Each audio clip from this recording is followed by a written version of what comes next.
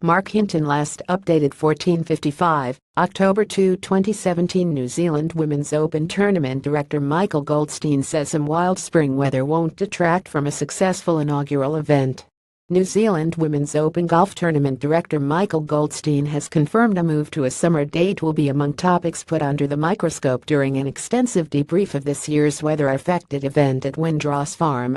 LPGA Tour Commissioner Michael Goldstein has already told Stuff.co.nz that their preference is for the tournament to shift into a February slot alongside the Australian Women's Open, which creates better travel synergies for the players and also much more favorable weather for the event.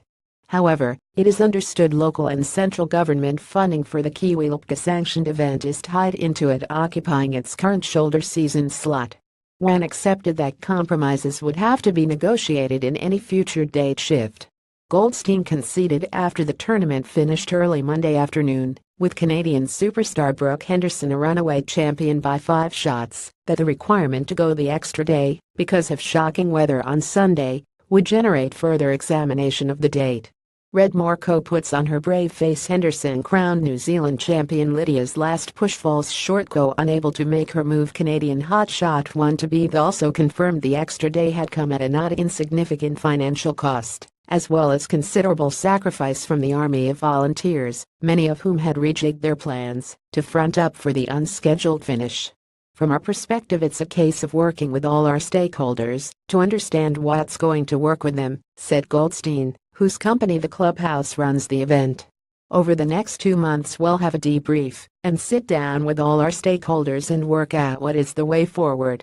Asked if the tournament was locked into its late September-early October slot for next year, Goldstein took some time to respond.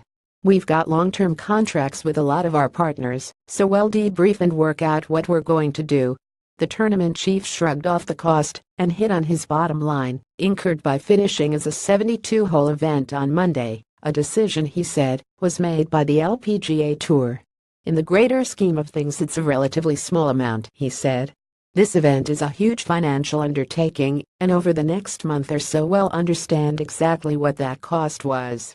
But Goldstein was emphatic that the wild weather of Sunday and high winds that made Monday rather treacherous for some had not deterred from a successful inaugural LPGA-sanctioned tournament in New Zealand. Over the last 24 hours I don't think there have been things we would have done different. We trusted the LPGA Tour to make decisions, they did that, then we supported them and implemented everything we needed to do. Hopefully we've displayed we want this event to be here for a long time. We needed to do what we needed to do to show this is a huge championship for New Zealand, and we wanted it to finish in the right way. I have no doubt it's been a huge success. The Kiwi public clearly got behind it. I think they understood the significance of what it was. On Thursday morning the crowd streaming through was incredible. The tour officials said it was like a Sunday crowd in the US, where they play in cities a lot bigger than Auckland. The last 36 hours has been challenging. But this tournament won't be remembered for that. It will be remembered for the pictures of Windross Farm with spectators lining the fairways and watching some fantastic golf. And Goldstein said a farewell chat with top American player Christina Kim had told him all he needed to know. She is a huge advocate for us on the tour, and she has no doubt the last day won't impact the players' impression of New Zealand. We've delivered a great event for them, from tarmac to tarmac. Stuff.